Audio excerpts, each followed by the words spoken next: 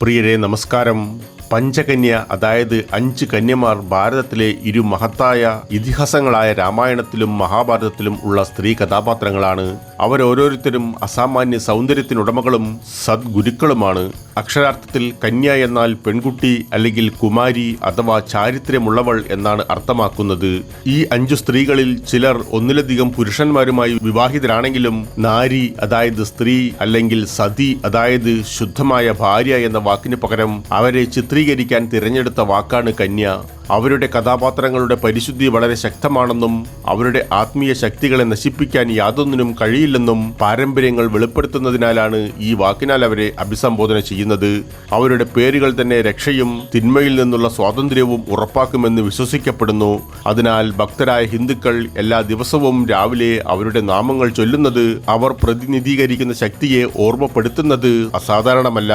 അഹല്യ, ദ്രൗപദി, സീത, താര, മണ്ഡോദരി, പൃഥ, പഞ്ചകന്യാ സ്മരണേണിതം മഹാപാതകനാശം എന്നതാണ് സ്തുതി. ഇതർത്ഥമാക്കുന്നത് അഹല്യ, ദ്രൗപദി, സീത, താര, മണ്ഡോദരി എന്നീ 5 കന്യകകളെ ധ്യാനിക്കുന്നതിന് നിമിത്തം എല്ലാ പാപങ്ങളിൽ നിന്നും ഒരാളെ കരയേറ്റുന്നു. അഹല്യ, ദ്രൗപദി, സീത, താര, മണ്ഡോദരി എന്നിവരാണ് പഞ്ചകന്യ. പല പാരമ്പര്യങ്ങളിലും സീതയ്ക്ക് പകരം 3ാമത്തെ കന്യയായി കുന്തിയെ പ്രതിഷ്ഠിക്കുന്നു. അഹല്യ, താര, സീത, മണ്ഡോദരി എന്നിവർ രാമായണത്തിൽ നിന്നുള്ളവരാണ്. കുന്തിയും ദ്രൗപദിയും മഹാഭാരതത്തിലെ കഥാപാത്രങ്ങളാകുന്നു. സീതയും കുന്തിയും പരസ്പരം മാറ്റപ്പെടുന്നവരാണെങ്കിലും 5 കന്യകമാരുടെ രൂപീകരണം നിലനിർത്തേണ്ടതിനാൽ അവർ ഒരിക്കലും ഒരുമിച്ച് പ്രത്യക്ഷപ്പെടില്ല. കാരണം അവർ ഒരേ പ്രകൃതി മൂലകത്തെ പ്രതിനിധീകരിക്കുന്നു. ആ മൂലകം ഭൂമിയാണ്. ഹൈന്ദവ വിശ്വാസമനുസരിച്ച് 5 എന്നത് നിഗൂഢമായ സംഖ്യകളിൽ ഒന്നാണ്. ഇവിടെ ആരാധനയ്ക്കായി 5 മൂലകങ്ങളായ വീഞ്ഞ്, മത്സ്യം, മാംസം, കൊഴുപ്പ്, മന്ത്രം എന്നിവയെ നിർദ്ദേശിക്കുന്നു. മനുഷ്യ ശരീരത്തിലെ പഞ്ചേന്ദ്രിയങ്ങൾക്ക് അനുയോജ്യമായ രുചി, മണം, കാഴ്ച, സ്പർശനം, കേൾവി എന്നിവയ്ക്കും 5 എന്ന എണ്ണം തിട്ടപ്പെടുത്തുന്നു. ഭൂമി, ജലം, അഗ്നി, കാറ്റ്, ആകാശം എന്നിങ്ങനെ 5 രൂപങ്ങളിൽ പ്രകൃതി സ്വയം പ്രത്യക്ഷപ്പെടുന്നുവെന്നും വിശ്വസിക്കപ്പെടുന്നു. 5 കന്യമാരിൽ ഓരോരുത്തരും ഈ ഘടകങ്ങളിൽ നിന്നുമാണ് ജനിച്ചിട്ടുള്ളത്. പ്രകൃതിയുടെ ഈ 5 ഘടകങ്ങൾ അവരുടെ കഥാപാത്രങ്ങളുടെ സത്ത രൂപപ്പെടുത്തി. ആദ്യത്തെ കന്യ ജലത്തിൽ നിന്ന് ജനിച്ച അഹല്യയാണ്. സൗന്ദര്യത്തിന്റെ പ്രതീകമായും വാഹകയുമായി ബ്രഹ്മാവ് അവളെ മനോഹരമായ എല്ലാ കാര്യങ്ങളെയും ഇണക്കി സൃഷ്ടിക്കുന്നു. പ്രായപൂർത്തിയാകുന്നതുവരെ അഹല്യയെ പ്രായമായ ഗൗതമ മുനിയുടെ സംരക്ഷണയിൽ പാർപ്പിച്ചു. പിന്നീട് അവളെ ബ്രഹ്മാവ് തന്നെ ഗൗതമന്റെ ഭാര്യ പദവിയാൽ അലങ്കരിക്കുന്നു. ഗൗതമനുമായുള്ള വിവാഹാനന്തരം മിഥിലയ്ക്കടുത്തുള്ള ഒരു വനത്തിൽ ഗൗതമന്റെ ആശ്രമത്തിൽ ഇരുവരും താമസമാക്കി. അവിടെ ദമ്പതികൾ ഒരുമിച്ച് സന്യാസം ചെയ്തു. അവളെ ദർശിച്ച സ്വർഗരാജാവായ ഇന്ദ്രൻ അവളെ തനിക്കായി ആഗ്രഹിച്ചു. ഒരു രാത്രിയിൽ ഗൗതമനും അഹല്യയും നിദ്രയിലായിരുന്നപ്പോൾ ഇന്ദ്രൻ ഒരു കോഴിയുടെ വേഷം ധരിച്ച് അവരെ കൂകി ഉണർത്തി. നേരം പുലർന്നുവെന്ന് കരുതി ഗൗതമൻ നദിക്കരയിലേക്ക് ധ്യാനത്തിനായി പോയി. ആ തക്കത്തിൽ ഇന്ദ്രൻ ഗൗതമന്റെ രൂപം സ്വീകരിച്ച് അഹല്യയെ പ്രാപിച്ചു. നദിയിലേക്കുള്ള യാത്രാമധ്യേ ഗൗതമന്റെ ഉപബോധ മനസ്സിന് ഈ കർമ്മം തിരിച്ചറിയുവാനായി. പാതി വഴിയിൽ വെച്ച് തന്നെ അദ്ദേഹം ആശ്രമത്തിലേക്ക് മടങ്ങി. കോപത്താൽ സ്വന്തം വൃഷണം നഷ്ടപ്പെടുവാൻ ഇന്ദ്രനെ ശപിച്ചു. അതോടൊപ്പം സ്വന്തം ശരീരത്തിൽ 1000 യോനികൾ വഹിക്കുവാനും ശപിക്കപ്പെട്ടു. സ്വന്തം ഭർത്താവെന്ന് കരുതുന്നവനോട് സ്വയം കീഴടങ്ങുകയെന്ന പാപം മാത്രം ചെയ്ത അഹല്യയെയും ഗൗതമൻ ശപിച്ചു. സഹസ്രാബ്ദങ്ങളോളം എല്ലാ ജീവികൾക്കും അദൃശ്യമായി തുടരുവാനും വായുവിൽ മാത്രം അതിജീവിച്ച് ഉപവസിക്കുവാനും ചാരത്തിൽ ഉറങ്ങാനും കുറ്റബോധത്താൽ പീഡിപ്പിക്കപ്പെടുവാനും അവളെ ശപിച്ചു. അഹല്യ ദുർബലയാകുവാൻ തുടങ്ങിയതോടെ ഗൗതമൻ അവളെ ഉപേക്ഷിച്ച് ഹിമാലയത്തിലേക്ക് പോയി. ആയിരക്കണക്കിന് വർഷങ്ങൾക്ക് ശേഷം വിഷ്ണുവിന്റെ 7ാമത്തെ പുനർജന്മമായ രാമദേവൻ മിഥിലയിലെ ജനകരാജാവിന്റെ കൊട്ടാരത്തിലേക്ക് യാത്ര ചെയ്യുന്നതിനിടെ ഗൗതമന്റെ വിജനമായ ആശ്രമം കടന്നുപോയി. അവർ ആശ്രമത്തിനടുത്തെത്തിയപ്പോൾ ഗുരുവായ വിശ്വാമിത്രൻ അഹല്യയുടെ ശാപകഥ അവരോട് വിവരിച്ചു. വിശ്വാമിത്രൻ അവളെ ദേവതയെപ്പോലെയും ശോഭയുള്ളവളാണെന്നും വിശേഷിപ്പിച്ചു. രാമനും കൂട്ടാളികൾക്കും അവളുടെ സാന്നിധ്യം അനുഭവപ്പെടുന്നു.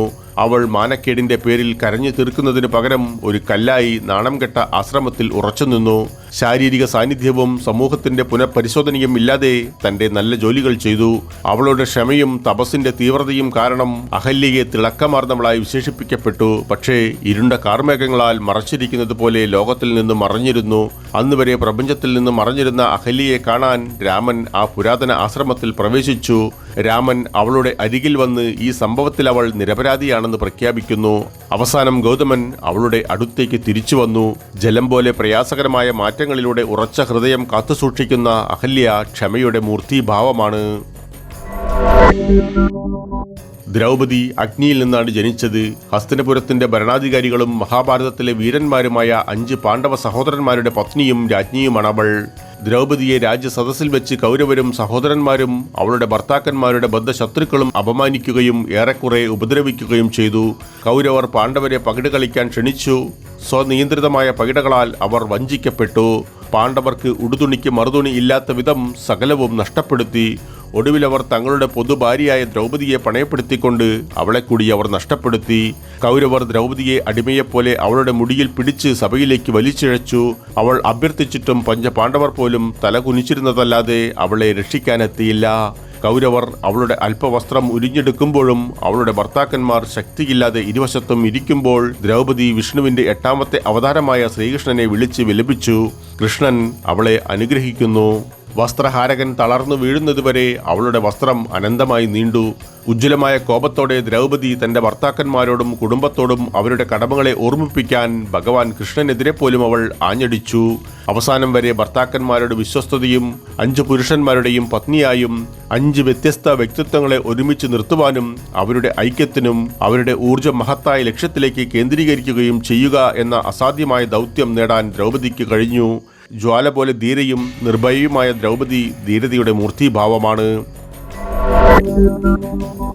ഭൂമി ദേവതയായ ഭൂമിയിൽ നിന്നാണ് സീത ജനിച്ചത്. അവൾ രാമന്റെ പത്നിയും മിഥിലയിലെ രാജ്ഞിയുമായിരുന്നു. രാമായണത്തിന്റെ പിന്നീടുള്ള അവതരണങ്ങൾ സീതയെ മൃദുവായ സ്വരത്തിൽ ചിത്രീകരിച്ചേക്കാം. എന്നാൽ സീത യഥാർത്ഥത്തിൽ രാമനോടും അവളുടെ ഭർതൃ വീട്ടുകാരോടും രാമനോടൊപ്പം വനവാസത്തിനായി അനുഗമിക്കപ്പെടുവാൻ തന്റെ പക്ഷം വാദിച്ച ദുർവാശിയുള്ള ഒരു സ്ത്രീയായിരുന്നു. കാനനവാസത്തിലായിരുന്നപ്പോൾ രാജകുമാരിയാണെങ്കിൽ പോലും ഒരു പരാതിയുമില്ലാതെ കാട്ടിൽ ജീവിക്കാനാവുമെന്ന് അവൾ സ്വയം തെളിയിച്ചു. വനവാസത്തിലായിരിക്കെ ലങ്കയിലെ ഭീമാകാരനായ രാവണൻ സീതയെ തട്ടിക്കൊണ്ടുപോയി. രാമൻ രാവണനെ വധിച്ച് ഒടുവിൽ സീതയെ രക്ഷിച്ചു. രാമനും സീതയും അയോധ്യയിലേക്ക് മടങ്ങിയെത്തിയ അവർ രാജാവും രാജ്ഞിയുമായി സ്ഥാനാരോഹണം നടത്തി. അക്കാലത്ത് തന്റെ കുഞ്ഞിനെ ഗർഭം ധരിച്ചിരുന്ന സീതയെ രാമൻ ഉപേക്ഷിച്ചു.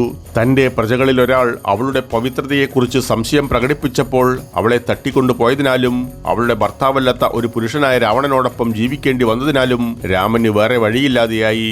തുടർന്ന് സീതയെ ഒരു ആശ്രമത്തിലേക്ക് അയച്ചു. അവിടെ വെച്ചവൾ ലവൻ, കുശൻ എന്നീ ഇരട്ട മക്കളെ പ്രസവിച്ചു. അവൾ ഒരിക്കലും സ്വന്തം മാതാപിതാക്കളിൽ നിന്നോ ഭർത്തൃമാതാപിതാക്കളിൽ നിന്നോ ഭർത്താവിൽ നിന്നോ സഹായമോ നഷ്ടപരിഹാരമോ അനുകമ്പയോ ആവശ്യപ്പെട്ടിട്ടില്ല. തന്റെ മക്കളെ അവരുടെ പിതാവായ രാമനുമായി കൂട്ടിച്ചേർത്തതിനു ശേഷം ക്രൂരമായ ഈ ലോകത്തു നിന്ന് സ്വയം മോചിപ്പിക്കുന്നതിനായി സീത തന്റെ അമ്മയായ ഭൂമിയുടെ ഗർഭപാത്രത്തിലേക്ക് മടങ്ങുകയും അവളുടെ വിശുദ്ധിയുടെ അവസാന തെളിവ് നൽകുകയും ചെയ്തു. ഭൂമിയെപ്പോലെ ഉറച്ചതും നിലകൊള്ളുന്നതും ശാന്തവുമായ സീത മാന്യതയുടെ മൂർത്തിഭാവമാണ്. താര എന്ന ആകാശ കന്യക കാറ്റിൽ നിന്നുമാണ് ജനിച്ചത്. അവൾ കിഷ്കിന്ധ രാജ്യത്തിലെ ശക്തനായ വാനര രാജാവായ വാലിയുടെ ഭാര്യയായിരുന്നു. താര കഴിവുറ്റ ഒരു ഭരണാധികാരി എന്നതിനപ്പുറം രാജ്യത്തെക്കുറിച്ചുള്ള അവളുടെ അറിവ് വാലിയേക്കാൾ തീക്ഷ്ണമായിരുന്നു. വാലിയുടെ ശത്രുവായ സഹോദര സുഗ്രീവന്റെ രാമനുമായുള്ള സൗഹൃദം അവൾ അറിഞ്ഞു. സഹോദരനെ എതിർക്കുന്നതിൽ നിന്നും വാലിയെ പിന്തിരിപ്പിക്കുവാൻ അവൾ പരമാവധി ശ്രമിച്ചിട്ടും വാലി രാമന്റെയും സുഗ്രീവന്റെയും പുതിയ സഖ്യവുമായി പോരാടി തന്റെ ജീവൻ നഷ്ടപ്പെടുത്തുകയും രാമനാൽ അന്യായമായി കൊല്ലപ്പെടുകയും ചെയ്തു. താര ധീരതയോടെ രാമന്റെ മുൻപിൽ നിൽക്കുകയും ദേവരാജാവിന്റെ പരാക്രമമില്ലായ്മയെ പരിഹസിക്കുകയും ചെയ്തുകൊണ്ട് അന്യായമായ കശാപ്പ് ആരോപിച്ചു. മറ്റൊരാളുടെ ഭാര്യയെ അപഹരിച്ചതുപോലെ വാലി തന്റെ മരണത്തിന് അർഹനാണെന്ന് പറഞ്ഞ് രാമൻ അവളെ ആശ്വസിപ്പിക്കുന്നു. പകരം രാമൻ സുഗ്രീവനെ വിവാഹം കഴിക്കാൻ നിർദ്ദേശിച്ചു.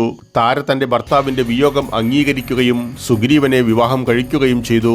തുടർന്ന് അദ്ദേഹം കിഷ്കിന്ധയിലെ രാജാവുമായി ചരിത്രത്തിൽ സാധാരണയായി സംഭവിക്കുന്നത് പോലെ ഒരു പുതിയ രാജാവ് തന്റെ മുൻഗാമികളുടെ മക്കളെ പിരിച്ചുവിടുകയും സ്വന്തം മക്കളെ സിംഹാസനത്തിന്റെ പിൻഗാമികളാക്കുവാൻ നിർബന്ധിക്കുകയും ചെയ്യും. എന്നാൽ പോലും കിഷ്കിന്ധയുടെ യഥാർത്ഥ അവകാശിയായ മകന്റെ അവകാശം താരയെ വിജയിപ്പിച്ചു എന്ന് പറയപ്പെടുന്നു. തന്റെ ഭർത്താവിനെ കൊലപ്പെടുത്തിയ ദുരഭിമാനം നികത്താൻ അവൾ രാമനിൽ നിന്നും സുഗ്രീവനിൽ നിന്നും മകന്റെ അനന്തരാവകാശം ഉറപ്പുവരുത്തി. പുതിയ നിയമനത്തിനാൽ തന്റെ മകൻ പരാജയപ്പെടില്ലെന്ന് ഉറപ്പാക്കാൻ താനും തന്റെ പുതിയ ഭർത്താവും തമ്മിലുള്ള ഈ പുതിയ സഖ്യത്തിൽ അവൾ നയതന്ത്ര സമ്മർദ്ദം തുടർന്നു. കാറ്റിനെപ്പോലെ വേഗത്തിൽ എപ്പോഴും അവളുടെ വഴി കണ്ടെത്തുന്നു. താര വിഭവ സമൃദ്ധിയുടെ ആൾരൂപമാണ്. ആകാശത്തിൽ നിന്നാണ് മണ്ഡോദരി ജനിച്ചത്. ഒരു അസുര രാജാവിന്റെയും ജലകന്യകയുടെയും മകളായ അവൾ ഒരു പെൺതവളയായി ശപിക്കപ്പെട്ട് ഒരു മുനിയുടെ ആശ്രമത്തിനടുത്തുള്ള വനത്തിൽ താമസിച്ചു. ഒരു ദിവസം മുനി ആശ്രമം വിട്ട് പുറത്തു പോയപ്പോൾ ഒരു പാമ്പ് തന്റെ വിഷം മുനിയുടെ ആശ്രമത്തിലെ പാലിലേക്ക് ചീറ്റുന്നത് അവൾ കണ്ടു. മുനിയുടെ ജീവൻ രക്ഷിക്കുകയെന്ന ഉദ്ദേശത്തോടെ അവൾ വിഷം കലർന്ന പാത്രത്തിൽ ചാടി സ്വയം ജീവനൊടുക്കി. മുനി തിരിച്ചെത്തിയപ്പോൾ ചത്ത തവളയെ കണ്ടു. സദ്ഗുണമുള്ള തവളയ്ക്ക് പ്രതിഫലമായി അദ്ദേഹം അവളുടെ മേൽ വിശുദ്ധമായ ജലം തളിച്ചു. ഒരു സുന്ദരിയായ സ്ത്രീയുടെ രൂപത്തിൽ അവളെ പുനർജനിക്കാൻ ഒരു പ്രാർത്ഥനയും ചൊല്ലി. ലങ്കയിലെ 10 തലകളുള്ള രാക്ഷസ രാജാവായ രാവണൻ അവളെ വശീകരിച്ച് തന്റെ രാജ്ഞിയായി കൊണ്ടുപോയി. നിർഭാഗ്യവശാൽ തന്റെ വിവാഹത്തിൽ മണ്ഡോദരിക്ക് തന്റെ ഭർത്താവിന്റെ അലഞ്ഞു തിരിയുന്ന സ്വഭാവവുമായി പോരാടേണ്ടി വന്നു. താരയെപ്പോലെ തന്നെ മണ്ഡോദരിയും പാടവ വൈചക്ഷണ്യമുള്ളവളും മിക്ക മന്ത്രിമാരെക്കാളും നന്നായി രാജ്യതന്ത്രം അറിയുന്നവളുമായിരുന്നു. അതിനാൽ രാവണന്റെ മറ്റു ഭാര്യമാരിൽ പ്രധാനി എന്ന രാജ്ഞി സ്ഥാനം നിലനിർത്താൻ മണ്ഡോദരിക്ക് കഴിഞ്ഞു. അവർക്ക് മോഹനമായ സ്ഥാനം ഉണ്ടായിരുന്നിട്ടും മണ്ഡോദരി രാവണന്റെ മേൽ സൗമ്യതയും നിയന്ത്രണവും ഏർപ്പെടുത്തി. അദ്ദേഹത്തിന്റെ പ്രക്ഷുബ്ധമായ സ്വഭാവത്തിൽ പോലും മിതമായ സ്വാധീനം ചെലുത്താനായി. വർഷങ്ങൾക്ക് ശേഷം രാവണൻ രാമന്റെ ഭാര്യയായ സീതയെ തട്ടിക്കൊണ്ടുവരുന്നു. ഭർത്താവിനെതിരെ പോരിനായി രാമൻ ലങ്കയിലേക്ക് വന്നു. രാവണന്റെ ഗതിയെക്കുറിച്ച് മണ്ഡോദരിക്ക് ഒരു മുൻകരുതൽ ഉണ്ടായിരുന്നതുകൊണ്ട് തന്നെ ഭർത്താവിനെ യുദ്ധത്തിൽ നിന്ന് പിന്തിരിപ്പിക്കാൻ ശ്രമിച്ചു. എന്നാൽ രാവണൻ അവളുടെ വാക്കുകൾ കേൾക്കാൻ വിസമ്മതിക്കുന്നു. താൻ അജയനാണെന്നും സ്വന്തം ആയുധം കൊണ്ടല്ലാതെ ആർക്കും തന്നെ കൊല്ലുവാൻ കഴിയില്ലെന്നും രാവണന് അറിയാം. അതിനാൽ രാമന്റെ സൈന്യാധിപനായ ഹനുമാൻ ഒരു ജ്യോതിഷിയുടെ വേഷത്തിൽ വന്ന് മണ്ഡോദരിയോട് തന്റെ ഭർത്താവിന്റെ വിജയം ഉറപ്പാക്കാൻ ഒരു നിശ്ചിത സ്തംഭത്തെ ആരാധിക്കണമെന്ന് പറയുന്നു.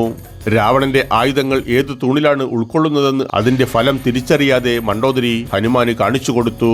മണ്ഡോദരി പൂജാ സാധനങ്ങൾ കൊണ്ടുവരുവാൻ പോയപ്പോൾ ഹനുമാൻ സ്തംഭം തകർത്ത് അതിനകത്ത് ഒളിപ്പിച്ച ആയുധം മോഷ്ടിച്ചു. ഒടുവിൽ രാവണന്റെ സ്വന്തം ആയുധം കൊണ്ട് രാമൻ രാവണനെ വധിക്കുന്നു.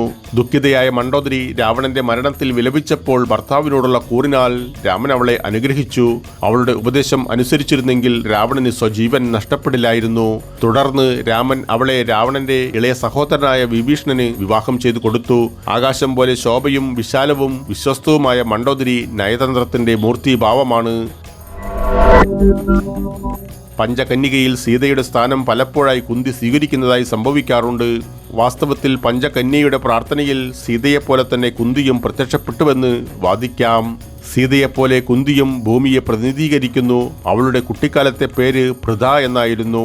അതിന്റെ അർത്ഥം ഭൂമി എന്നാകുന്നു.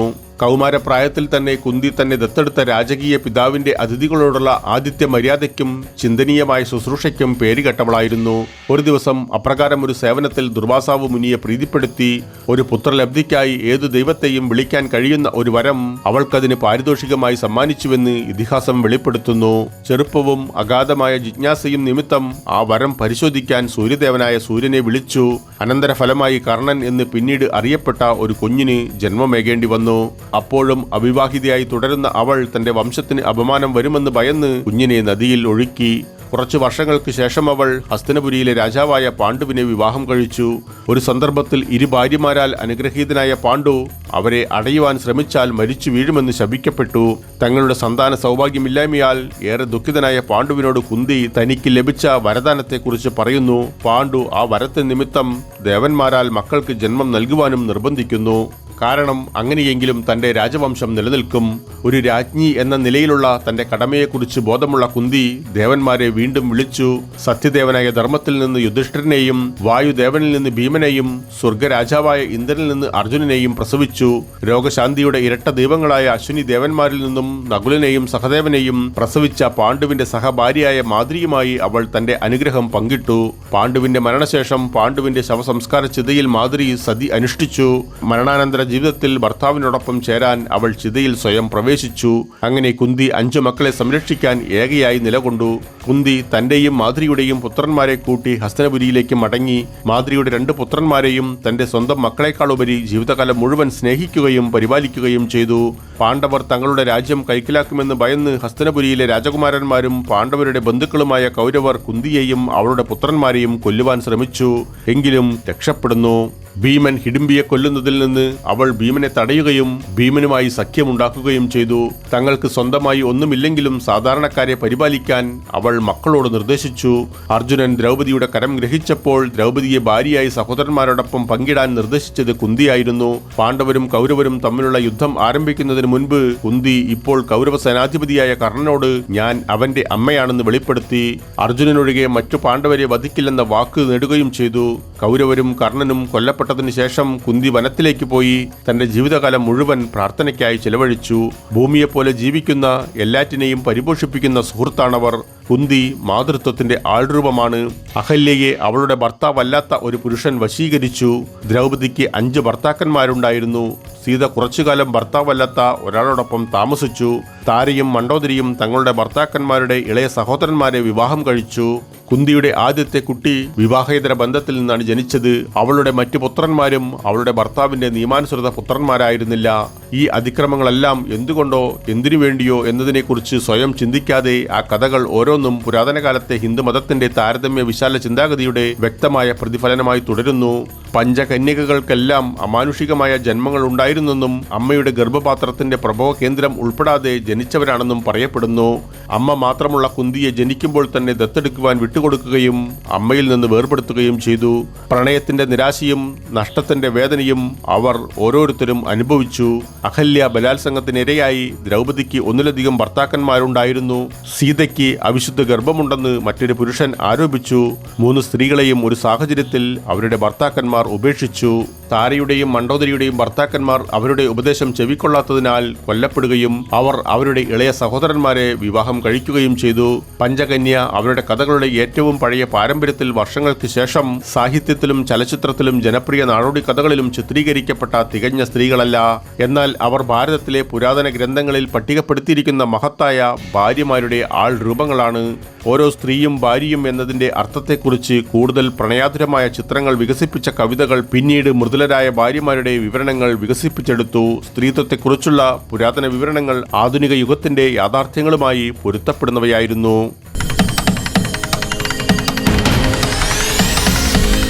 പ്രിയരെ, വീഡിയോ കാണുന്നതോടൊപ്പം ചാനൽ വരിക്കാരാകുവാനും അറിയിപ്പുകൾ ലഭിക്കുന്നതിനായി കുടമണി ചിഹ്നം പ്രവർത്തനക്ഷമമാക്കുവാനും ഈ കഥയിൽ നിങ്ങൾ തൃപ്തരാണെങ്കിൽ നിങ്ങളുടെ ഇഷ്ടം അറിയിക്കുവാനും മറ്റുള്ളവരുമായി പങ്കുവയ്ക്കുവാനും മറക്കരുത് പ്രിയ സുഹൃത്തുക്കളെ.